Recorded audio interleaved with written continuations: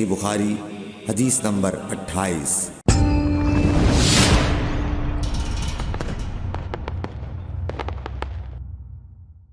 يا نبي سلام عليك، يا رسول سلام عليك، يا حبيب سلام عليك، صلوات الله۔ آدمی نے رسول اللہ صلی اللہ علیہ وسلم سے پوچھا کون سا اسلام بہتر ہے؟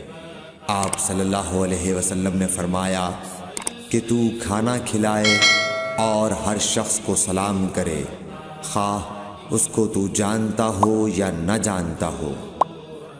صحیح بخاری حدیث نمبر 28۔